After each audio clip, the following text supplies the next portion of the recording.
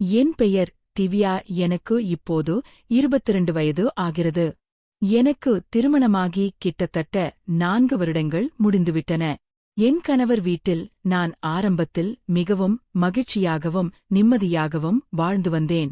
என் புகுந்த வீடு ஒன்றும் பெரிய கூட்டுக் குடும்பம் இல்லை. என் கணவரும் என் மாமனாரும் மட்டுமே அந்த வீட்டில் என்னுடன் இருந்தனர். என் மாமியார் நான் அந்த வீட்டுக்கு மருமகளாக வருவதற்கு 6 மாதங்களுக்கு முன்பே திடாரென இறந்துவிட்டார். என் கணவர் தன் பெற்றோருக்கு ஒரே மகன் என்பதால் என் மாமியாரின் மரணத்திற்குப் பிறகு அந்த வீடு பார்ப்பதற்கு மிகவும் வெறிச்சோடி போயிருந்தது. ஏனெனில் என் கணவரும் மாமனாரும் காலையில் வேலைக்கு சென்ற பிறகு நாள் முழுவதும் அந்த வீடு முற்றிலும் காலியாகவே இருக்கும். அவர்கள் இருவரும் மாலை வேலை முடிந்து சோர்வோடு வீட்டிற்கு திரும்பும்போது வீட்டின் அந்த தனிமை அவர்களை ஒருவிதமாக வாட்டி வதைத்தது. இதனால்தான் என் மாமனார் எப்படியாவது தன் ஒரே மகன் கார்த்திக்கு சீக்கிரமாக திருமணம் செய்து வைக்க வேண்டும் என்று தீர்க்கமாக முடிவு செய்தார். ஒருநாள் என் தந்தையின் நெருங்கிய நண்பர் ஒருவர் எனக்காக இந்த வரனை பற்றி எங்களிடம் தெரிவித்தார்.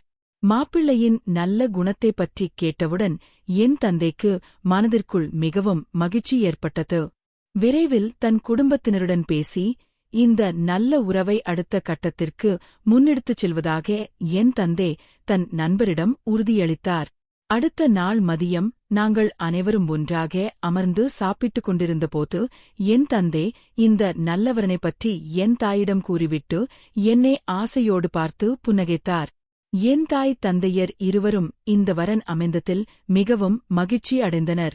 பெரிய குடும்பமாக இல்லாவிட்டால் அதிக அளவில் குடும்ப சிக்கல்கள் இருக்காது.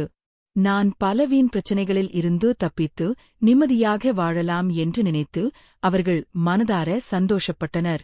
என் தந்தை என் திருமணத்தை உடனடியாக நிச்சயித்தார். அடுத்த ஒரு வாரத்திலேயே கார்த்திக்கும் எனக்கும் திருமணம் மிகவும் எளிமையான முறையில் நடந்தது. ஏனெனில் திருமணத்தை நிச்சயிக்கும்போதே என் மாமனார் என் தந்தையிடம் தங்களுக்கு பெண் வீட்டாரிடமிருந்து எந்தவிதமான வரதட்சணையோ அல்லது சீதனமோ தேவையில்லை என்றும் ஆடம்பரமான செலவுகளை செய்வதில் தனக்கு துளியும் விருப்பமில்லை என்றும் திருமணம் தர்மப்படி எளிமையாக நடந்தால் மட்டுமே போதும் என்றும் திட்டவட்டமாக கூறிவிட்டார். இது முற்றிலும் உண்மைதான். அவர்கள் இருவரும் குணத்தில் மிகவும் நல்ல மனிதர்களாக இருந்தார்கள். எல்லாவற்றிலும் சிறந்த விஷயம் என்னவென்றால் என் மாமனாருக்கு விதவிதமாக சமைப்பது என்றால் மிகவும் பிடிக்கும். கணவரும் மாமனாரும் காலையில் வேலைக்கு சென்ற பிறகு நான் வீட்டில் தனியாகத்தான் இருப்பேன். அதனால் என் தனிமையை போக்கிக் கொள்ள நான் பல புதிய சமையல் கலைகளை கற்றுக்கொண்டு விதவிதமான உணவுகளை சமைப்பேன், நல்ல புத்தகங்கள் படிப்பேன், வீட்டை அழகாக்க அலங்கரிப்பதில் என் நேரத்தை செலவிடுவேன். இதனால் என் கணவரும் மாமனாரும் வேலை முடிந்து வந்து பார்க்கும்போது மிகவும் மகிழ்வார்கள். விடுமுறை நாட்களில் என் மாமனாரே முழு உற்சாகத்துடன் சமையலறைக்கு சென்று சமைப்பார். சில சமயம் எனக்கும் சமையலில் பல உதவிகளை செய்வார். நீ ஒரு வாரம் முழுக்க எங்களுக்காக கஷ்டப்பட்டு சமைக்கிறாய், அதனால் இன்று சமையலிலிருந்து உனக்கு முழு விடுதலை என்று அன்போடு சொல்வார். அவர் என் மீது ஒரு சொந்த மகள் போல இவ்வளவு அக்கறை காட்டுவது எனக்கு மிகுந்த மகிழ்ச்சியை அளித்தது. இதை கேட்டாலோ அல்லது பார்த்தாலோ என் அதிர்ஷ்டத்தை பார்த்து எவருக்கும் ஒருபுறம் பொறாமைதான் வரும். நானும் என்னை மிகவும் அதிர்ஷ்டசாலி என்றுதான் நினைத்துக் கொண்டேன். ஆனால் என் மாமனார் எதற்காக என் மீது இவ்வளவு பாசம் காட்டி இதையெல்லாம் செய்கிறார் என்று அப்போது எனக்குள் எந்தவொரு சந்தேகமும் தோன்றவில்லை. இப்படியே சில மாதங்கள் அமைதியாக கழிந்தது. என் கணவர் கார்த்திக் ஒரு புதிய தொழில் வியாபாரத்தை தொடங்கினார். இதன் காரணமாக அவர் அடிக்கடி வேறு ஒரு பெரிய நகரத்திற்கு சென்று சில நாட்கள் தங்க வேண்டிய சூழ்நிலை ஏற்பட்டது. என் மாமனார் வீட்டில் மிகவும் நல்லவராக துணையாக இருந்ததால் எனக்கு கணவர் வெளியில் செல்வதில் எந்தவொரு சிரமமும் தெரியவில்லை. நான் மகிழ்ச்சியுடன் என் கணவரை தொழிலுக்காக செல்ல அனுமதித்தேன். இது இப்படியே சில காலம் தொடர்ந்தது. சில மாதங்களுக்குப் பிறகு என் மாமனாரும் தன் அரசு பணியிலிருந்து ஓய்வு பெற்றார். இப்போது அவர் நாள் முழுவதும் வீட்டிலேயேதான் இருப்பார். பெரும்பாலும் அவரே சமையலறைக்குள் சென்று விரும்பி சமைப்பார். ஆனால் ஒருமுறை என் கணவர் தொழிலின் நிமித்தமாக வேறு நகரத்திற்கு சென்றிருந்தபோது எனக்கும் வீட்டில் வேறு எந்த பெரிய வேலையும் இருக்கவில்லை. அதனால் நானே இன்று சமைப்பதாக என் மாமனாரிடம் கூறினேன். ஆனால் என் மாமனாரோ, இல்லை மகளே, நான்தான் இன்று சமைப்பேன் என்று பிடிவாதமாக கூறி என் உதவியை மறுத்துவிட்டார். அவர் இவ்வளவு பாசமாக சொன்னதால் நானும் அதற்கு மேல் எதுவும் பேசாமல் அமைதியாகிவிட்டேன். அன்று இரவு மாமனார்தான் சமைத்தார். நான் அவர் சமைத்த உணவை சாப்பிட்டுவிட்டு என் அறைக்கு சென்று படுத்தேன். ஆச்சரியப்படும் விதமாக படுக்கையில் விழுந்த உடனேயே எனக்கு கடுமையான தூக்கம் கண்களை சுழற்றியது. நான் அப்போது இதை ஏதோ சோர்வினால் ஏற்பட்டது என்று சாதாரணமாக நினைத்து பெரிதாக யோசிக்கவில்லை. ஆனால் மறுநாள் காலையில் நான் விழித்து எழுந்தபோது என் படுக்கையிலும் உடைகளிலும் ஒரு விசித்திரமான அழுக்கு ஒட்டியிருந்தது. இதைப்பற்றி நான் ஆரம்பத்தில் யாரிடமும் எதுவும் பேசவில்லை. என் மாமனார் மீது அப்படி ஒரு தவறான எண்ணமும் எனக்குள் வரவில்லை. ஆனால் அடுத்த சில நாட்களிலும் இது ஏன் திரும்ப நினைக்கிறது என்று எனக்குள் ஒரு பயமும் கவலையும் உருவாக ஆரம்பித்தது. நான் வழக்கமாக சமைக்கும்போது நிம்மதியாக சாப்பிட்டுவிட்டு படுத்தால் எனக்கு இவ்வளவு சீக்கிரம் எப்போதும் தூக்கம் வந்ததே இல்லை. படுத்த சிறிது நேரத்திற்கு பின்னர் புரண்டு படுத்துதான் எனக்கு மெதுவாக தூக்கம் வரும் என்பது என் சிறுவயது முதலே இருக்கும் ஒரு பழக்கம். ஆனால் எனக்கு திடார் என்று நினைவிழந்து தூக்கம் வந்த அந்த 2 நாட்களிலும் என் மாமனார்தான் உணவை சமைத்திருந்தார் என்பது என் நினைவுக்கு வந்தது. இங்கு இருக்கும் பெரிய பிரச்சனை என்னவென்றால், இதைப்பற்றி என்னால் யாரிடமும் நேரடியாக பேச முடியவில்லை. என் கணவரிடம் சொன்னால் எந்தவொரு மகனும் தன் சொந்த தந்தையைப் பற்றி தவறாக கூறினால் உடனடியாக கேட்க மாட்டான். வீட்டில் வேறு யாரும் சாட்சிக்கு இல்லாததால் அவர் என்னையே குற்ற உணர்ச்சியோடு குறை சொல்வார். என் பெற்றோரையும் இந்த விஷயத்தை கூறி தேவையின்றி கவலைப்பட வைக்க நான் விரும்பவில்லை. நான் மனதிற்குள் பயந்து கவலைப்படத் தொடங்கி மெதுவாக என் மாமனாரிடமிருந்து விலகியிருக்க முயற்சி செய்தேன். ஆனால் அவர் நாள் முழுவதும் வீட்டிலேயேதான் இருந்தார். என் கணவரும் வீட்டில் இல்லாததால் நான் வேறு வழியின்றி அவருடன் பேச வேண்டியிருந்தது. அவர் எல்லா நேரமும் ஏதோ ஒரு காரணத்தை சொல்லி என்னைச் சுற்றியே இருக்க விரும்பினார். முதலில் அது எனக்கு ஒரு தந்தையின் பாசமாக தெரிந்தது வித்தியாசமாக தெரியவில்லை. ஆனால் இப்போது நடப்பவைகளை எல்லாம் யோசித்துப் பார்க்கும்போது எனக்கு மிகவும் விசித்திரமாகவும் பயமாகவும் தெரிந்தது. அதனால் நான் அவர் முன்னால் தனியாக செல்லாமல் இருக்க பல வழிகளில் முயன்றேன். அடிக்கடி ஏதோ ஒரு சாக்குப்போக்கு காரணங்களை சொல்லிவிட்டு வீட்டை விட்டு வெளியே கடைக்கு சென்று விடுவேன். ஆனால் எவ்வளவு நேரம்தான் வெளியில் இருக்க முடியும்? இறுதியில் மீண்டும் அந்த வீட்டிற்குதானே வரவேண்டியிருந்தது. ஒரே வீட்டில் வாழ வேண்டியிருப்பதால் அவரிடமிருந்து முற்றிலும் விலகியிருப்பது எனக்கு சாத்தியமில்லாமல் போனது. பிறகு ஒருநாள் எல்லாமே மீறிவிட்டது. என் மாமனார் என் கணவரே ஒருநாள் கட்டாயப்படுத்தி, நீ இன்னும் பெரிய வேலைகளை தேடிவிட்டு வா என்று கூறி வேறு ஒரு தூரத்து நகரத்திற்கு வலுக்கட்டாயமாக அனுப்பி வைத்தார். என் கணவர் அங்கே இப்போது வேலை எதுவும் இல்லை. நான் இப்போது போவது வீண் என்று எவ்வளவோ கூறியும் என் மாமனார் எப்படி வேலை தேடுவது என்று உனக்கு என்ன தெரியும்? 4 முறை பெரிய அலுவலகங்களுக்கு நேரில் சென்று வந்தால்தான் நல்ல வாய்ப்புகள் கிடைக்கும் என்று கோபமாக பேசினார். வேறு வழி இல்லாமல் என் கணவர் மீண்டும் வேறு நகரத்திற்கு புறப்பட்டுச் சென்றார்.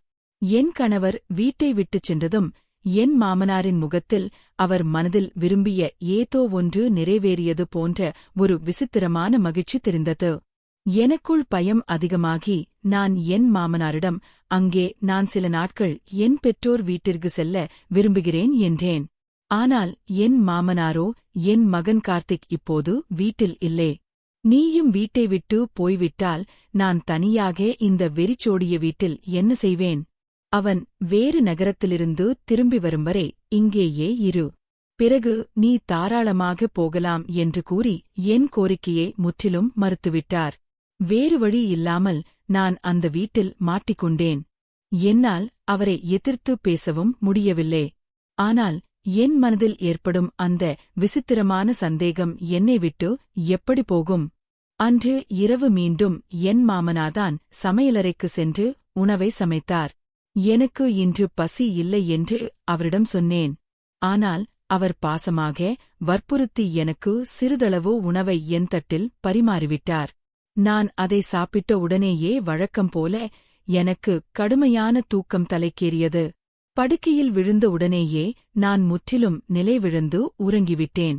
மறுநாள் காலையில் எழுந்து பார்த்தால் என் படுக்கையிலும் உடையிலும் மீண்டும் அதே போன்ற அழுக்கு ஒட்டியிருந்தது.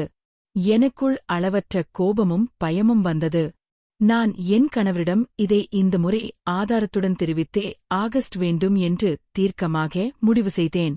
அதனால் நான் அன்று அணிந்திருந்த அந்த துணிகளை துவைக்காமல் அப்படியே கழற்றி கழிவறையின் ஒரு மூலையில் ரகசியமாக தொங்கவிட்டேன். என் கணவர் வந்ததும் இதைக் காட்டி ஆதாரமாக பயன்படுத்த வேண்டும் என்று நினைத்தேன். என் கணவர் கார்த்திக் வேறு நகரத்திலிருந்து திரும்பி வந்ததும் நான் அவரிடம் இந்த உண்மையைச் சொல்ல ஒரு சரியான தனிமையான நேரத்தை தேடினேன். ஆனால் என் மாமனார் எல்லா நேரமும் வீட்டின் வரவேற்பறையில் எங்களுடனே இருந்ததால் எனக்கு சரியான சந்தர்ப்பம் கிடைக்கவில்லை. அன்று இரவு கணவர் என் அறைக்கு வந்தபோது நான் அவரிடம் மெதுவாக பேசி எந்த விசித்திரமான சம்பவத்தை சொல்ல முயன்றேன். ஆனால் அவரோ என் பேச்சைக் கேட்டு என் மீது கோபப்பட்டு, நீ தேவையில்லாமல் தவறாக நினைக்காதே திவ்யா, அவர் உன்னை தன் சொந்த மகள் போலத்தான் பாசமாகப் பார்க்கிறார், நீ எப்படி அவர் மீது இப்படி ஒரு கேவலமான சந்தேகத்தைக் கொள்கிறாய் என்று என்னை கடிந்து கொண்டார். நான் அவரை எப்படியாவது நம்ப வைக்க மீண்டும் மீண்டும் முயன்றேன். ஆனால் அவர் என் பேச்சை மதிக்கவில்லை. நான் கழிவறையில் மறைத்து வைத்திருந்த அந்த துணிகளை கொண்டு வந்து அவரிடம் காட்டி, இதுதான் நான் சொல்லும் பேச்சுக்கு அசைக்க முடியாத ஆதாரம் என்றேன். ஆனால் அவர் தன் தந்தைக்கு எதிராக ஒரு வார்த்தையை கூட கேட்க விரும்பவில்லை. அதனால் அவர் என் பேச்சில் இருந்த உண்மைகளை நம்ப மறுத்தார். நான் அவரை நம்ப வைக்க மிகவும் போராடினேன். ஆனால் அவரோ கோபத்தின் உச்சத்திற்கு சென்று, நீ என் தந்தையின் மீது வீண் குற்றம் சுமத்தி உன்னுடைய ஏதோ ஒரு சொந்த குற்றங்களை மறைக்க முயல்வதாக எனக்கு தோன்றுகிறது. என் தந்தை இரவிலேயே சீக்கிரமாக தூங்கிவிடுபவர். அவர் இல்லாத நள்ளிரவு நேரத்தில் இந்த வீட்டில் என்ன நடக்கிறது, என்ன இல்லை என்று அவருக்கு தெரியாது. நீ அவருக்கு தெரியாமல் யாரையாவது வீட்டிற்கு தனியாக அழைத்திருக்கலாம் என்று என் கற்பை கொச்சைப்படுத்தி பேசினார். என் கணவரிடமிருந்து இப்படிப்பட்ட கொடூரமான வார்த்தைகளைக் கேட்டதும் எனக்குள் பயங்கர அதிர்ச்சியாகவும் இதயமே உடைந்தது போலவும் இருந்தது. எனக்குள் என்ன நடக்கிறது என்று புரியாமல் நான் முற்றிலும் குழம்பிப் போனேன். அன்று இரவு நாங்கள் இருவருக்குமிடையே மிகப்பெரிய சண்டை வெடித்தது. அதன் பிறகு நான் அழுது கொண்டே என் உடைமைகளை எடுத்துக்கொண்டு என் பெற்றோர் வீட்டிற்கு சென்றுவிட்டேன். ஒரு மாதம் முழுமையாக கடந்தது. என் கணவர் என்னை சமாதானப்படுத்தி திரும்பி பார்க்கக்கூட வரவில்லை. இப்போது என் பெற்றோர் வீட்டில் உள்ளவர்கள் எல்லாம் முன்பு எப்போதும் இத்தனை நாட்கள் நீ இங்கு வந்து தங்கியதே இல்லையே, இப்போது கணவருடன் கோபப்பட்டு வந்தாயா என்று என்னிடம் பல கேள்விகளை கேட்க ஆரம்பித்தனர். எனக்கு புகுந்த வீட்டில் நடந்த அந்த விசித்திரமான கொடுமையை நான் அவரிடம் எப்படி சொல்ல முடியும்? தவறு எனக்கு நடந்திருந்தோம். என் சொந்த கணவரே என் பேச்சை நம்பவில்லை என்ற வேதனையில் நான் என் பெற்றோரை தொந்தரவு செய்ய விரும்பாததால் மௌனமாகவே இருந்தேன். என் வாழ்க்கையில் அடுத்து என்னதான் நடக்கப் போகிறது என்று பொறுத்திருந்து பார்க்க விரும்பினேன். சில நாட்களுக்குப் பிறகு யாரும் எதிர்பாராத விதமாக என் மாமனார் என்னை மீண்டும் அவர்கள் வீட்டிற்கு அழைத்துச் செல்ல எங்கள் வீட்டிற்கு நேரில் வந்தார். மகளே, நீ புகுந்த வீட்டை விட்டு வந்து இத்தனை நாட்கள் ஆகிவிட்டது. நீ இன்னும் வீட்டிற்கு திரும்பி வரவில்லை. அதனால்தான் நான் உன்னை அன்போடு கூட்டு செல்ல வந்தேன் என்று என் பெற்றோரிடம் கூறினார். அவருடைய இந்த அன்பான பேச்சைக் கேட்டு என் பெற்றோர் வீட்டில் உள்ளவர்கள் மிகவும் மகிழ்ச்சி அடைந்தனர். ஆனால் எனக்கு அவருடன் மீண்டும் அந்த வீட்டிற்கு செல்ல துளியும் விருப்பமில்லை. ஏனென்றால் நான் அவர் மகனுடன் சண்டை போட்டுவிட்டுதான் வந்திருந்தேன். எங்கள் சண்டையைப் பற்றி என் மாமனார் எப்படியோ அறிந்திருக்கலாம் போல. அதனால் அவர் என்னிடம் தனியாக வந்து, உங்களுக்குள் என்ன பிரச்சனை என்றாலும் தம்பதியர் இருவரும் ஒன்றாக உட்கார்ந்து பேசி தீர்த்து கொள்ளுங்கள் மகளே, இப்படி கோபப்பட்டு பிரிந்திருப்பது எந்த பிரச்சனைக்கும் ஒரு சரியான தீர்வாகாது என்று சமாதானப்படுத்தி என்னை வலுக்கட்டாயமாக தன்னுடன் அழைத்து வந்தார். என் குடும்பத்தாருக்கு அங்கு நடந்த எதையும் சொல்ல முடியாத ஒரு இக்கட்டான சூழ்நிலையில் நான் இருந்ததால் நான் வேறு வழியின்றி கண்ணீருடன் அவருடன் செல்ல வேண்டியரு இருந்தது. நான் மீண்டும் புகுந்த வீட்டிற்கு திரும்பினேன். ஆனால் என் கணவர் கார்த்திக்கின் முகம் சற்றும் சரியாக இருக்கவில்லை. அவர் என்னை பார்த்து ஏளனமாக, நான் சந்தேகித்த அதே என் தந்தைதான் பெருந்தன்மையாக உன்னை மீண்டும் இந்த வீட்டிற்கு தேடி வந்து அழைத்து வந்திருக்கிறார் என்று என்னிடம் சுட்டிக்காட்டினார். அவர் மட்டும் வரவில்லை என்றால் நான் ஒருபோதும் உன்னை இந்த வீட்டிற்குள் சேர்த்திருக்க மாட்டேன் என்று கூறினார். என் மீது எந்த தவறும் இல்லாத போதிலும் நான் அவர் முன்னால் குற்றவாளியே போல வெட்கப்பட்டு தலை குனிய வேண்டியிருந்தது. நான் அவரிடம் கஷ்டப்பட்டு மன்னிப்பும் கேட்க வேண்டியிருந்தது. மிகவும் போராட்டத்திற்குப் பிறகு எல்லாம் சாதாரணமாக மாறியது. இப்போது நான் அந்த வீட்டில் முற்றிலும் அமைதியாக இருந்தேன். என் கணவருடன் அதிகமாக பேசவில்லை. ஆனால் என் மாமனாரின் அந்த சமையல் வழக்கம் அப்படியேதான் தொடர்ந்தது. அவர் சமைப்பார். பெரும்பாலும் அவர் சமைத்த உணவை சாப்பிட்ட பிறகு எனக்கு தூக்கம் வந்துவிடும். இது என்ன வகையான சதி என்று எனக்குள் புரியவில்லை. நான் எவ்வளவு விழிப்போடு இருக்க முயற்சி செய்தாலும் அந்த உணவை சாப்பிட்ட சில நிமிடங்களிலேயே எனக்கு தூக்கம் வந்துவிடும். யாரிடமும் என்னால் இதைப் பற்றி பேச முடியவில்லை. எனக்கு அடுத்து என்ன செய்வது என்றே தெரியவில்லை. என் வாழ்க்கை மிகவும் விசித்திரமாக போய்க் கொண்டிருந்தது. நான் என் வாழ்நாளில் ஒருபோதும் நினைக்காத விதத்தில் என் வாழ்க்கை மாறிவிட்டது. இப்போது என் உடலின் மீது எனக்கே ஒருவித அருவருப்பு ஏற்பட்டது. நான் என்னவாக இருந்தேன், இப்போது என்னவாகிவிட்டேன் என்று நினைத்து அழுதேன். என் மாமனார் என் இந்த விலகல் பழக்கத்தை கண்டுபிடித்துவிட்டார் போல. அதனால் அவர் என்னிடம் முன்போல அதிகமாக பேசவில்லை. ஆனால் சமைக்கும் பழக்கம் மட்டும் அப்படியே தொடர்ந்தது. உண்மை என்னவென்றால் என் மாமனார் சமையலில் மிகவும் கைதேர்ந்தவர். அத்தனை ருசியாக சமைப்பார். அவர் சமைத்த உணவை ஒருமுறை சாப்பிட்டவர் எவராயினும் அவருடைய சமையலுக்கு அடிமையாகி விடுவார்கள். ஆனால் இப்போது எனக்கு அவர் சமையலை பார்த்தாலே ஒருவித பயமும் அருவருப்பும் ஏற்பட்டது. ஆனால் உயிர் வாழ வேண்டுமே என்பதற்காக நான் அதை சாப்பிட வேண்டியிருந்தது. 3 பேர் மட்டுமே உள்ள அந்த சிறிய வீட்டில் நான் எனக்காக தனியாக சமைத்துக் கொள்ளவும் முடியவில்லை. ஆனால் மனிதன் மிகவும் துயரப்பட்டு வழியின்றி தவிக்கும்போது அவன் நினைத்துப் பார்க்காத ஏதோ ஒரு வழியில் இறைவன் ஒரு நல்ல வழியைக் காட்டுவார் என்று பெரியவர்கள் சொல்வார்கள். எனக்கும் அப்படித்தான் என் வாழ்க்கையில் நடந்தது. ஒருநாள் நான் வெளியில் ஒரு பெரிய கடைக்கு சென்றிருந்தபோது தற்செயலாக என் கல்லூரியில் என்னுடன் படித்த ஒரு பழைய நெருங்கிய தோழியை சந்தித்தேன். அவளுடைய கணவரின் வேலை இடமாற்றம் காரணமாக அவள் சில வருடங்களுக்கு முன்பு வேறு நகரத்திற்கு சென்றுவிட்டார். இப்போது அவள் மீண்டும் தன் குடும்பத்துடன் இந்த நகரத்திற்கே திரும்ப வந்திருக்கிறாள். இவ்வளவு நாட்களுக்குப் பிறகு என் அன்பு தோழியை சந்தித்தது என் மனதிற்கு மிகுந்த மகிழ்ச்சியையும் ஆறுதலையும் அளித்தது. நாங்கள் இருவரும் அடிக்கடி சந்திப்பதற்கான திட்டங்களை வகுத்தோம். எங்கள் இருவர் வீட்டிற்கும் மாறி மாறி சென்று வருவது ஆரம்பமானது. அவள் 2 முறை எங்கள் வீட்டிற்கு வந்திருந்தாள். அப்போது அவள் எனக்கும் என் மாமனாருக்கும் இடையே இருந்த அந்த விசித்திரமான விலகல் நடத்தையை மிகவும் கூர்ந்து கவனித்தாள். அதனால் என்னிடம் தனியாக வந்து, ஏன் திவ்யா உங்கள் வீட்டில் ஒரு மாதிரி இருக்கிறது என்று கேட்டார். நான் என் மனபாரத்தை தாங்க முடியாமல் எனக்கு அந்த வீட்டில் நடக்கும் எல்லாவற்றையும் அழுதுகொண்டே அவளிடம் சொன்னேன். முதலில் அவள் என் கதையை கேட்டு மிகவும் அதிர்ச்சியடைந்தாள். பின்னர் இந்த ஆபத்தான விஷயத்தில் எனக்கு எப்படியாவது உதவுவதாக உறுதியளித்து வாக்குறுதி அளித்தாள். ஒருநாள் என் கணவர் எப்போதும் போல தொழிலின் காரணமாக வேறு நகரத்திற்கு சென்றிருந்தபோது என் மாமனார் வீட்டில் உணவே சமைத்தார்.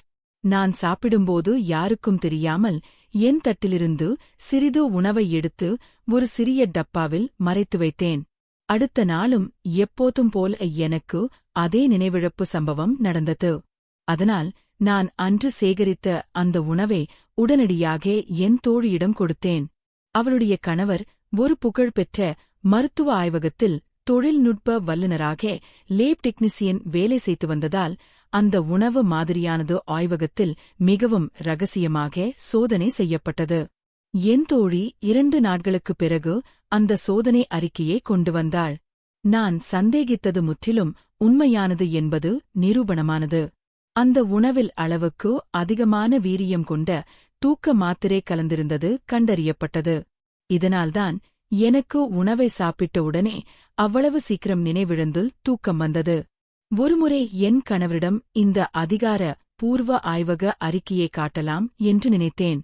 ஆனால் அவரோ, நீ மீண்டும் என் தந்தையின் மீது வீண்பழி போடுவதற்காக போலியான அறிக்கையை தயாரித்து வந்திருக்கிறாய் என்று சொல்வாரோ. இந்த முறை அவர் என்னை என் வாழ்க்கையிலிருந்து நிரந்தரமாக விலக்கி விவாகரத்து செய்து விடுவாரோ என்ற அதே பயம் எனக்குள் மீண்டும் ஏற்பட்டது. இந்த பயம் என் வாயை முற்றிலுமாக அடைத்துவிட்டது. பிறகு ஒருநாள் என் கணவர் வீட்டில் இல்லாதபோது என் மாமனார் மீண்டும் உணவை சமைத்தார். நான் என் தோழியின் முன்கூட்டிய ஆலோசனையின்படி அன்று அந்த உணவை சாப்பிடவில்லை. சாப்பிடுவது போல மாமனாருக்கு முன்னால் நடித்துவிட்டு யாருக்கும் தெரியாமல் உணவை மறைத்து வைத்துவிட்டு என் அறைக்கு சென்று படுத்துக்கொண்டேன். இன்று எனக்கு தூக்கம் வராது என்பதால் நான் படுத்த பிறகு எனக்கு இந்த வீட்டில் என்னதான் நடக்கிறது என்று என் கண்களால் பார்க்க விரும்பினேன். படுக்கையில் படுத்த சிறிது நேரத்திலேயே என் அறையின் கதவு சத்தமில்லாமல் மெதுவாக திறக்கப்பட்டது. என் உடல் பயத்தால் நடுங்கியது. ஆனால் நான் தூங்குவது போலவே மூச்சை பிடித்துக்கொண்டு அமைதியாக படுத்துக்கொண்டேன். ஏனென்றால் இன்று இரவு நான் இந்த மர்மத்தை முழுமையாக தெரிந்து கொள்ள வேண்டும் என்பதில் உறுதியாக இருந்தேன். என் மாமனார் என் அறைக்கு வந்து என்ன செய்கிறார் என்று நான் பார்க்க வேண்டும். அவர் என்னிடம் ஏதேனும் தவறாக நடந்து கொள்ள முயன்றால் நான் சத்தமாக அலறி ஊரை கூட்டிவிடுவேன் என்று மனதிற்குள் முடிவு செய்திருந்தேன். ஆனால் என் மனதில் மற்றொன்றும் தோன்றியது. நான் சத்தம் போட்டால் இந்த நள்ளிரவில் சாட்சி இல்லாமல் யாரும் என் பேச்சை நம்ப மாட்டார்கள். இப்போது என் மீதே எனக்கு கோபம் வந்தது. என்ன ஆபத்தான ரகசியத்தை தெரிந்து கொள்ள நான் ஏன் என் தொலைபேசியில் வீடியோ பதிவு செய்ய ஏற்பாடு செய்யவில்லை? எல்லாம் தெளிவாக பதிவாகியிருக்குமே. ஆனால் நடக்க வேண்டியது நடந்துவிட்டது. இப்போது என் மாமனாரின் அடுத்த நடவடிக்கை என்னவாக இருக்கும் என்று நான் உற்று பார்க்க வேண்டியே இருந்தது. அதனால் நான் தூங்குவது போல் அமைதியாக படுத்துக்கொண்டேன். நான் நன்றாக தூங்கிவிட்டேன் என்று அவருக்கு முழுமையாக உறுதியானதும் அவர் என் படுக்கையின் அருகில் வந்து மெதுவாக அமர்ந்தார். ஆனால் நான் நிஜமாகவே விழித்திருக்கிறேனோ என்று அவருக்கு ஏதோ ஒரு சந்தேகம் ஏற்பட்டிருக்கலாம் போல. அவர் என் அருகில் சில நொடிகள் அமர்ந்துவிட்டு என்னை எதுவும் செய்யாமல் அங்கிருந்து அமைதியாக எழுந்து வெளியே சென்றுவிட்டார். என் பக்கம் இருக்கும் உண்மையை நிரூபிக்க என்னிடம் அப்போது போதிய வீடியோ ஆதாரம் எதுவும் இல்லை. அதனால் என் கணவரிடம் என்னால் எதையும் சொல்ல முடியவில்லை.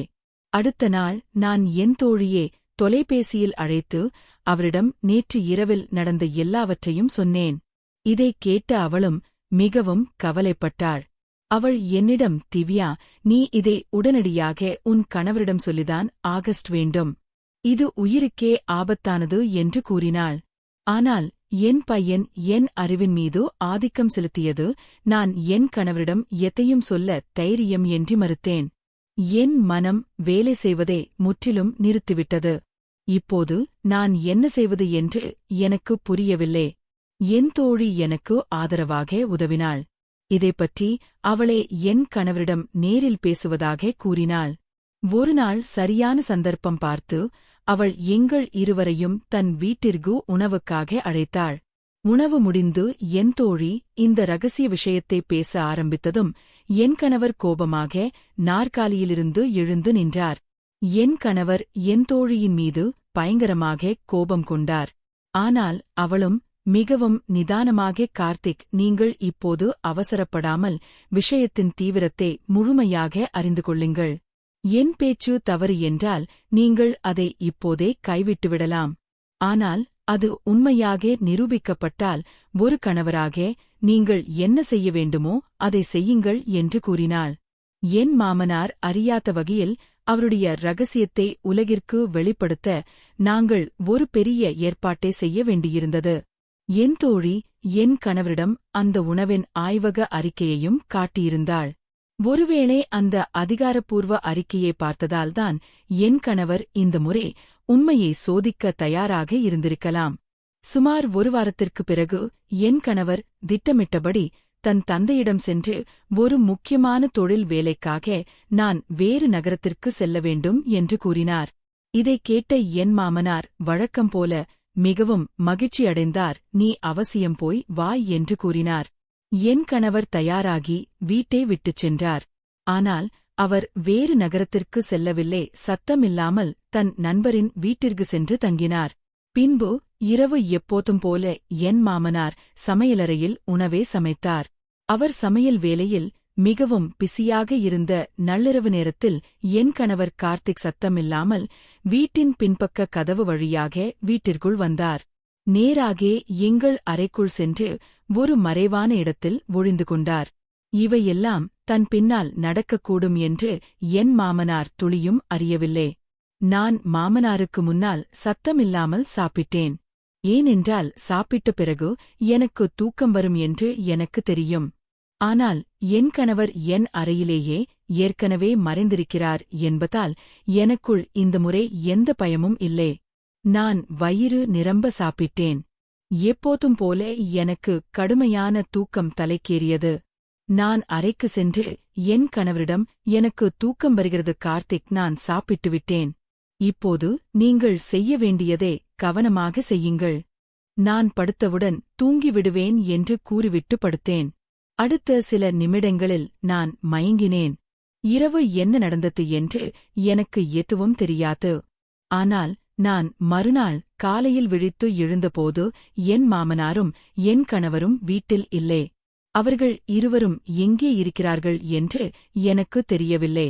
நீண்ட நேரத்திற்குப் பிறகும் அவர்கள் இருவரும் வீட்டிற்கு திரும்பி வரவே இல்லை. இதனால் நான் மிகவும் கவலைப்பட்டேன். நான் இருவரின் மொபைல் எண்களுக்கும் மாறி மாறி அழைத்தேன். ஆனால் 2 எண்களுமே முற்றிலும் அணைக்கப்பட்டிருந்தன. ஸ்விட்ச் ஆப். இது எனக்கு மிகவும் ஆபத்தான சூழ்நிலையாக தெரிந்தது. அவர்கள் இருவரும் எங்கே இருக்கிறார்கள் என்று எனக்கு புரியவில்லை. அதனால் நான் என் தோழியை அழைத்து அவளிடம் பதற்றத்துடன் எல்லாவற்றையும் சொன்னேன். என் தோழி என்னை சமாதானப்படுத்தினாள். ஆனால் மாலை வரை அவர்கள் இருவரையும் பற்றி எந்தவொரு தகவலும் கிடைக்கவில்லை. இதனால் என் மனநிலை மிகவும் மோசமானது. என் மீதே எனக்கு கோபம் வந்தது.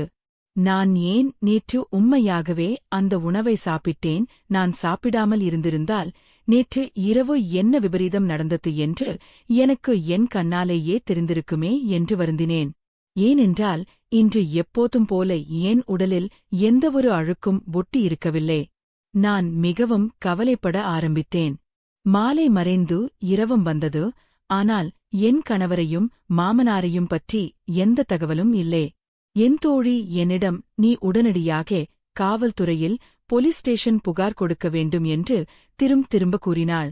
ஆனால் அவர்கள் இருவரும் ஏன் எப்படி வீட்டிலிருந்து திடீரென காணாமல் போனார்கள் என்று நான் போலீசிடம் என்ன காரணத்தை சொல்வது என்று நான் கவலைப்பட்டேன்.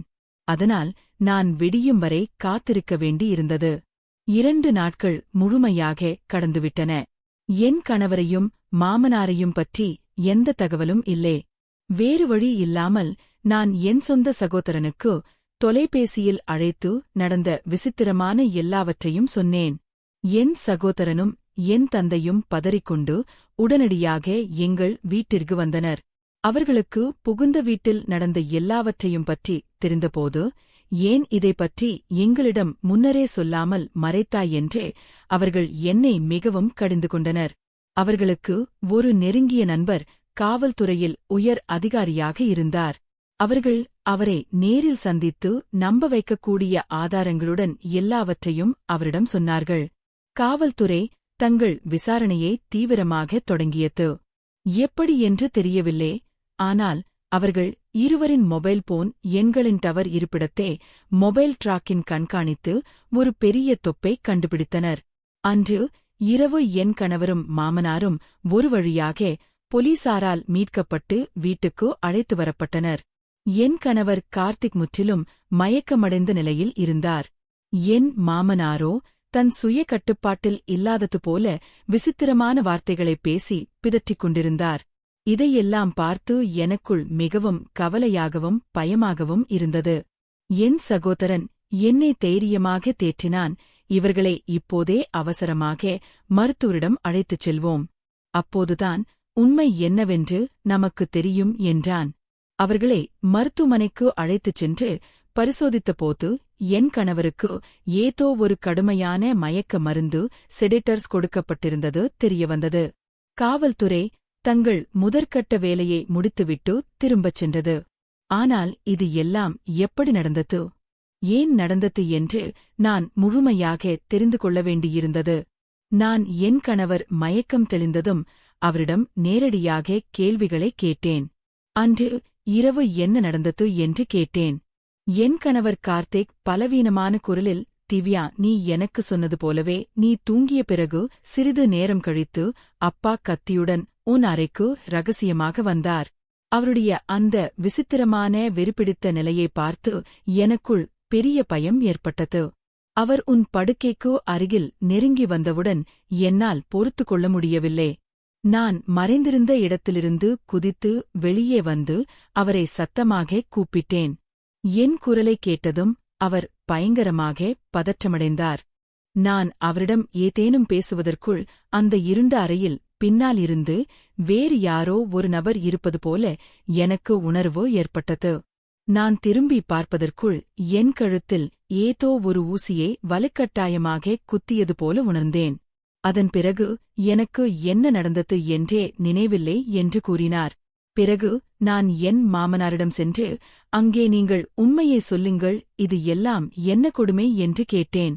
ஏனெனில் இப்போது எல்லாவற்றையும் நீங்கள்தான் சொல்ல முடியும் என்றேன். அவர் என்னிடம் கண்ணீருடன், மகனே, எனக்கு என்ன நடக்கிறது என்று எனக்கே பல சமயம் தெரியவில்லை. உனக்கும் என் மகனுக்கும் திருமணமாகி 4 வருடங்களுக்கு மேல் ஆகிவிட்டும் இன்னும் குழந்தை பாக்கியமில்லை. நான் ஒரு பெண் இல்லை என்பதால் இதைப்பற்றி உன்னிடம் வீட்டில் வெளிப்படையாக பேச தயங்கினேன். ஒருமுறை நான் என் பழைய நண்பர்களுடன் வெளியில் அமர்ந்திருந்தபோது என் குடும்ப கவலையை பற்றி சொன்னேன். அப்போது என் நண்பன் ஒருவன், இந்த நகரத்தின் எல்லையில் ஒரு பெரிய பண்டிதர் இருக்கிறார், அவர் ஒரு சிறந்த மருத்துவர் என்றும் அவரிடம் மருந்து வாங்கி உன் மருமகளுக்கு உணவில் கலந்து கொடுத்தால் அவளுக்கு கண்டிப்பாக குழந்தை பிறக்கும் என்றும் சொன்னான். நான் என் மகனின் வம்ச குழந்தைக்காகத்தான் ஆசையோடு அந்த ஆளிடம் சென்றேன். அவன் சொன்னபடியே நான் ஆரம்பத்தில் செய்து வந்தேன். உணவில் அவனுக்கு தெரியாமல் தூக்க மாத்திரையை கலந்தேன். அதன் பிறகு அந்த பண்டிதன் போக போக எனக்கு பல விசித்திரமான கொடூரமான வேலைகளை செய்ய கட்டளையிட்டான். நான் மூட நம்பிக்கையால் அந்த வேலைகளை செய்தேன். சில சமயம் நீ மயங்கி கிடக்கும்போது உன்மீது ஏதோ ஒரு விசித்திரமான மந்திர பொருட்களை சுற்றுவேன். நீ முற்றிலும் நிலைவிழந்து மயக்கம் அடைந்திருந்ததால் உன் கைகளை பிடித்துக்கொண்டு கருப்போ ஆடுகளுக்கும் கோழிகளுக்கும் பலி கொடுப்பேன். அவன் எனக்குச் சொன்ன விசித்திரமான பில்லி சூனிய விஷயங்களை எல்லாம் என் பிள்ளையின் எதிர்கால மகிழ்ச்சிக்காக நான் அறியாமல் செய்து வந்தேன். ஆனால் சில சமயம் என் மனம் வேறு யாரோ ஒரு மந்திரவாதியின் கட்டுப்பாட்டில் இருப்பது போல எனக்கு தோன்றும். நான் இதையெல்லாம் செய்ய விரும்பவில்லை, ஆனால் நான் என் சுய கட்டுப்பாட்டை இழந்து கொண்டிருந்தேன். அன்று இரவு என் மகன் என்னை அறையில் வைத்து பிடித்தபோது அதுவே அந்த மாந்திரிகனின் கடைசி பூஜையாக இருந்தது. என் மகன் கூப்பிட்டதும் நான் திகைத்துப் போனேன். ஆனால் அதற்குள் அந்த அறையின் ஜன்னல் வழியாக உள்ளே நுழைந்த அந்த மாந்திரிகன் என் மகனை மயக்க ஊசி போட்டு வீழ்த்தினான். அதன் பிறகு என் மனம் முற்றிலும் யாருடைய கட்டுப்பாட்டிற்கோ சென்றுவிட்டது போல எனக்கு தோன்றியது. அதன் பிறகு எனக்கும் எதுவும் நினைவில்லை என்று அழுது கொண்டே கூறினார். ஆனால் இப்போது எங்கள் எல்லா கேள்விகளுக்கும் உண்டான விடை அந்த பண்டிதரிடம்தான் இருந்தது. அதனால் நான் என் மாமனாரையும் கணவரையும் அழைத்துக் கொண்டு போலீசாருடன் அந்த பண்டிதரின் இடத்திற்கு சென்றேன். என் சகோதரன் தன் காவல்துறை நண்பரிடம் எல்லாவற்றையும் பற்றி முன்பே சொல்லியிருந்ததால் காவல்துறையும் அங்கே அதிரடியாக தயார் நிலையில் வந்திருந்தது. காவல்துறை அந்த பண்டிதரின் இடத்தை ஒற்றுகையிட்டு அவனை கைது செய்தபோதுதான் ஒரு அதிர்ச்சியான உண்மை வெளிவந்தது. அவன் ஒரு உண்மையான மருத்துவர் இல்லை என்பதும் அவன் ஒரு ஆபத்தான போலி மாந்திரிகன், பிளாக் மேஜிசியன் என்பதும், கருப்பு மாந்திரிகத்தின் மூலம் மக்களை ஏமாற்றும் நிபுணர் என்பதும் தெரியவந்தது. படித்தவர்கள் யாரும் சாதாரணமாக மாந்திரிகரிடம் வருவதில்லை என்பதால் அவன் தன்னை ஒரு பெரிய மருத்துவர் போல போலி வேடமிட்டு ஏமாற்றி வந்திருக்கிறான். என் கணவர் அறையில் இருந்த அந்த இரவில் அதுவே அவரது கடைசி பூஜையாக இருந்திருக்கிறது. கார்த்திக் குறுக்கே வந்ததால் அந்த மாந்திரிகன் என் கணவரையும் மாமனாரையும் கடத்திச் சென்றே மிச்சமிருந்த அந்த பூஜையை முடிக்க அவர்களை பலி கொடுக்க விரும்பியிருந்தான். கடைசியில் அந்த மாந்திரிகத்தின் மூலம் என் மாமனாரின் மொத்த ஆன்மாவையும் சொத்தையும் அவரது கட்டுப்பாட்டிற்குள் கொண்டுவர திட்டமிட்டிருந்தான். ஆனால் ஒருவேளை எனக்கும் என் கணவருக்கும் நல்ல அதிர்ஷ்டமும் இறைவனின் அருளும் இருந்திருக்கலாம். அதனால்தான் கடைசி நேரத்தில் காவல்துறை மூலம் இறைவன் எங்களுக்கு உதவினார். இவ்வளவு பெரிய ஒரு பயங்கரமான சாபத்தில் இருந்தும் ஆபத்தில் இருந்தும் நாங்கள் உயிர் தப்பினோம். கண்ணால் பார்ப்பது எப்போதும் முழுமையான உண்மை இல்லை என்றும், நல்ல எண்ணத்துடன் மூட நம்பிக்கையால் தவறான காரியங்களை செய்தாலும் அது இறுதியில் பெரிய தீமையில்தான் போய் முடியும் என்றும் பெரியவர்கள் சொல்வார்கள். வாழ்க்கையின் மகிழ்ச்சியை எப்போதும் நேர்வழியிலும் இறைவனிடமும் மட்டும்தான் கேட்க வேண்டும். நண்பர்களே, இந்த விழிப்புணர்வு தார்மீக கதை உங்களுக்கு பிடித்திருந்தால் இந்த வீடியோவை லைக் செய்யுங்கள், உங்கள் நண்பர்களுக்கு பகிருங்கள். நமது சேனலுக்கு நீங்கள் புதியவர்கள் என்றால் மறக்காமல் சப்ஸ்கிரைப் செய்து கொள்ளுங்கள். நன்றி.